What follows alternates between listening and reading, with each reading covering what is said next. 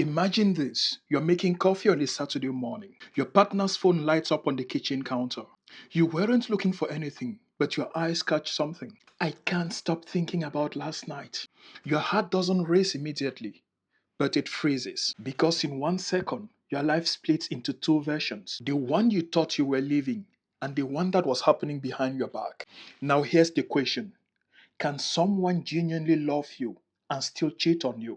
Most people answer that question with emotions, but today I want us to answer that question with psychology. Welcome to the Kingbird. This channel is not about judging people. This channel is about understanding people. Every day we uncover human psychology behind everyday human behavior. Not to tell you what to think, but to help you understand why people do what they do. So if that sounds like your kind of conversation, smash that subscribe button because this page is going to help you understand so many things. Now let's begin. I want you to understand something very important that most people get wrong. Betrayal does not begin in the bedroom. And again, the reason I say this is because that's the biggest misconception about cheating. Most people think that cheating begins with a kiss, with a booked hotel room, or with someone taking off their wedding ring. But that's not true.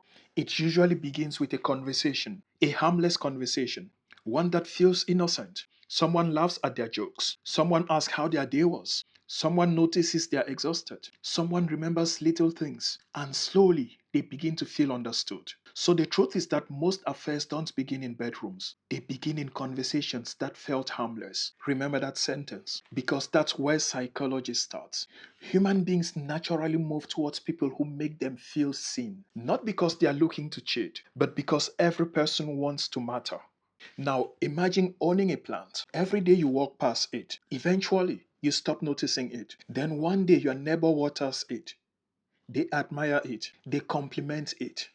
The plant didn't suddenly become beautiful. Someone simply paid attention. And see, don't get me wrong, people are not plants, but emotionally, we are surprisingly similar. And one of the strongest predictions researchers have found behind infidelity isn't lack of love, it's feeling emotionally invisible. That doesn't justify betrayal. That's not what I'm saying. Far from it. It simply explains why attention can become dangerous when appreciation disappears. Because sometimes, and in most cases, people are not chasing another person. They are chasing the feeling of being noticed again. That's why people rarely leave because someone else was extraordinary. They leave because someone else made them feel extraordinary. Now, let's talk about something your brain has been doing since humans first existed.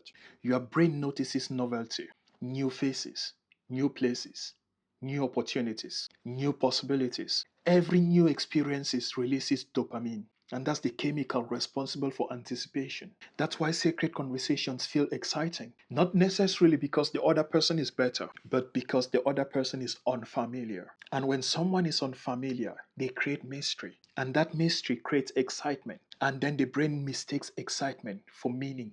But the problem is that novelty always fades. And that's exactly why many affairs lose their excitement when they become real relationships. The fantasy disappears, reality arrives, and suddenly that person they risk everything for becomes ordinary too. And the human problem is that the brain always chases novelty, while the heart searches for stability. And these two don't always want the same thing. Now, one thing to note in most cases is that no one wakes up with the intention to destroy their relationship. Instead, they tell themselves lies. It's just texting. It's only lunch. We are just friends. I will never actually do anything. And psychologists call this rationalization. Then the mind slowly adjusts its moral boundaries, one tiny decision at a time, until one day the line completely disappears. And here's something I've noticed: major betrayals rarely begin with strong decisions. They begin with tiny ones that no one questions. That's why character isn't usually lost in one moment. It's negotiated one excuse at a time.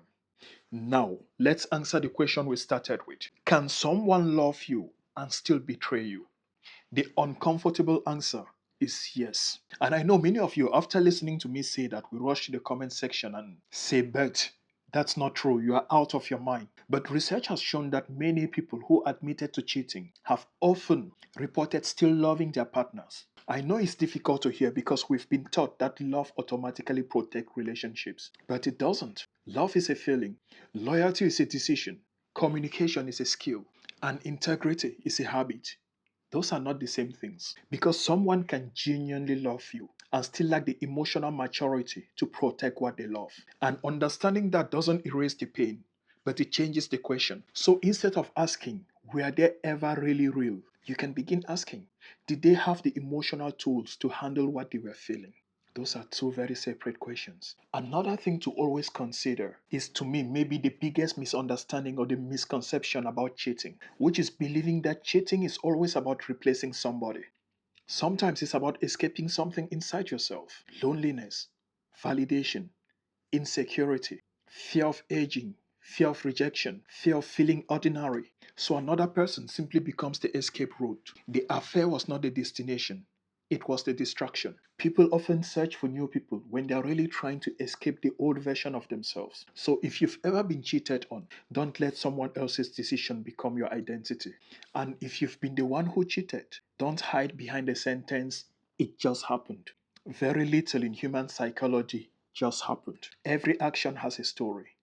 Every story has a pattern, and every pattern teaches us something about ourselves. That's why understanding human behavior matters. Not because it excuses people, but because it helps us recognize patterns before they become pain. Now, before we round this up, I want to hear your perspective. Do you think people cheat because they stop loving someone, or because they stop dealing with what is happening inside themselves? Leave your answer in the comments.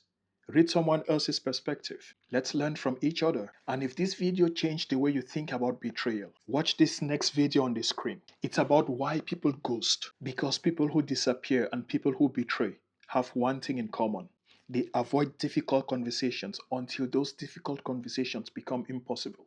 Thank you for watching. Smash the subscribe button.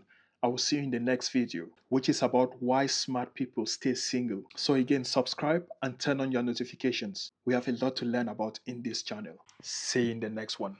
Copy that.